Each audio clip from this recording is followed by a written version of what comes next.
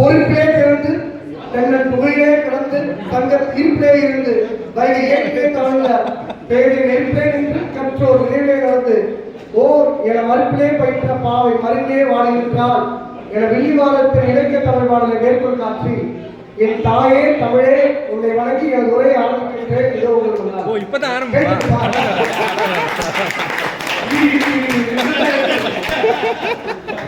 யாருக்கும் வெள்ளிவாரம் தெரியாம போச்சு.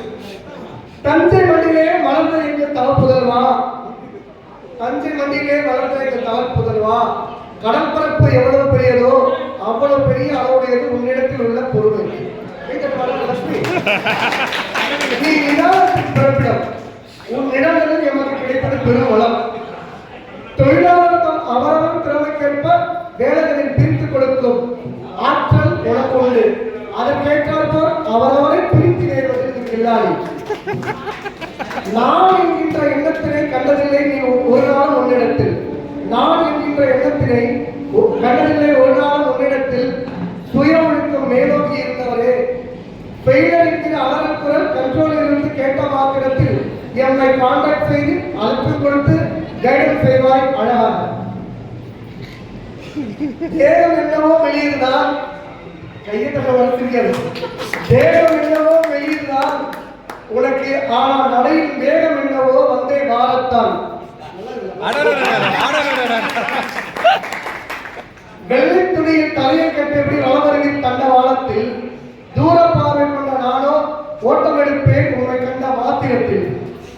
சார் எப்பவெல்லாம் இன்செப்ட் பண்ணிட்டு வரீங்களோ, சார் எப்பவெல்லாம் இன்செப்ட் பண்ணிட்டு வரீங்களோ அப்பவெல்லாம் ஹரியோடையும் பாவையோடையும் திருத்தபடி பிளாட்ஃபார்ம்ல நிற்பீங்க.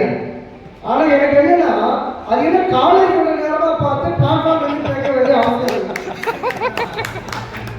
எந்த காலேஜ்னு சொல்லியா?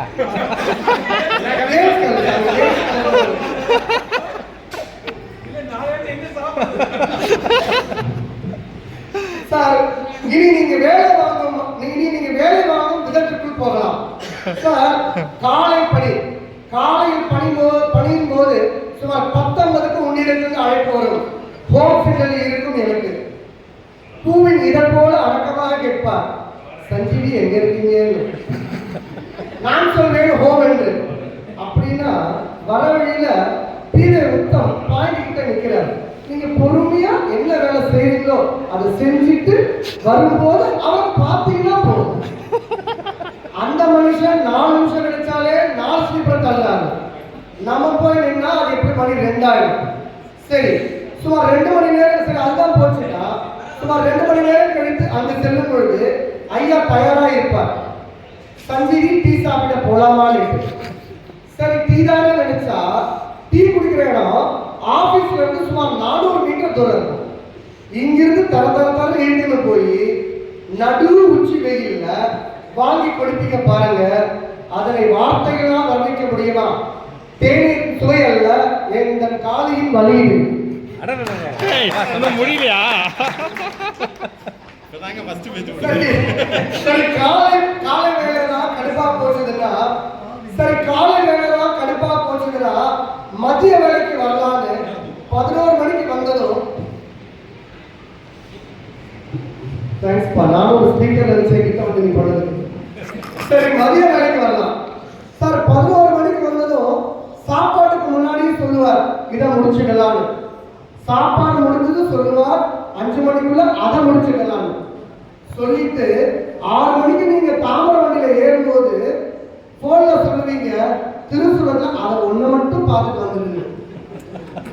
ஒரு வழியா அன்னைக்கான என் கதையை முடிப்பீங்க. பாத்தீங்களா சார்? பில்டிங்கும் வீக்கு, எனக்கு பேஸ்மெண்ட்டும் வீக். சரி நைட் டியூட்டிக்குள்ள போகலாம் சார்.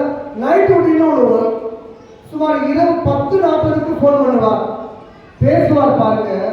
தல அஜித் சாலினி கிட்ட ஐ லவ் யூ சொல்லும்போது எவ்வளவு மெதுவா சொல்லியிருப்பாரோ அவ்வளவு மெதுவா பேசுவார். சஞ்சீவி சாப்பிட்டீங்களா? 10:45 சாப்பிட மாட்டாரா? இல்ல நீ சாப்பிடலன்னா சாப்பிட்டு நீ பேச, நான் பேசுறேன். அந்த போனை முதல்ல வாங்கி வைக்க சொல்லுவோம். அவங்க எப்படிதான் அலோவ் பண்றாங்கன்னு தெரியல. 10:45 மேல சரி பேசுவார். சஞ்சீவி சாப்பிட்டீங்களா? சார் சாப்பிட்டாச்சு. எப்ப அம்மா ஆச்சுன்னு சொல்லுவேன்.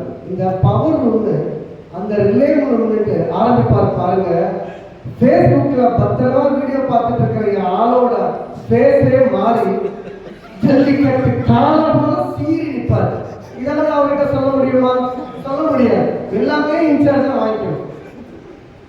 சரி, இத்தனையும் எதற்காக என்றால் செக்ஷன் இம்ப்ரூவ்மெண்ட் என்னும் அந்த ஒற்றை வார்த்தைக்காக.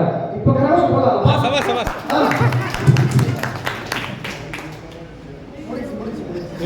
நீங்க முடிக்கல சார். சிறிது நாட்களுக்கு முன்பாக கல்யாண நிகழ்வை பார்த்து கொண்டு வந்திருக்கிறோம். நாம் இருவரும் ஒரே காரியம் சார். இரவு 8 மணிக்கு சார், இரவு 8 மணிக்கு ஒரு கால் உங்களுக்கு இதோ கத்திப்பாறை தாண்டிட்டோமான்னு சொன்னீங்க.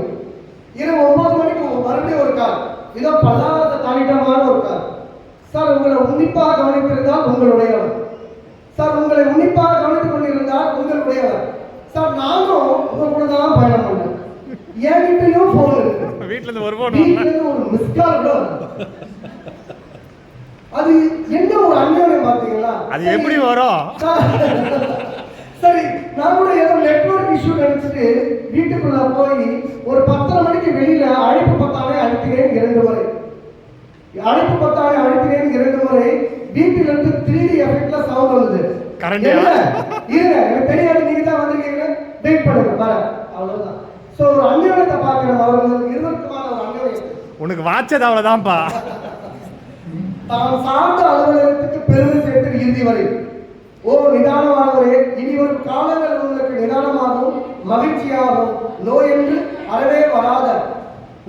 வரவே வராத வாழ்க்கையை உங்களுக்கு அந்த ஈசன் தர வேண்டும் என்று சொல்லி அன்பு தம்பி அவர்களே, உங்க பேர் நவீன்.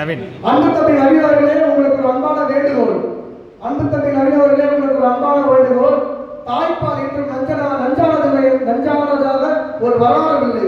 அதனால் பெற்றோரை இனி வரும் காலங்களை மகிழ்ச்சியோடு வைத்திருக்க வேண்டும் என்று சொல்லி நன்றியை வெளிப்படுத்துகிறேன். நன்றி, வணக்கம்.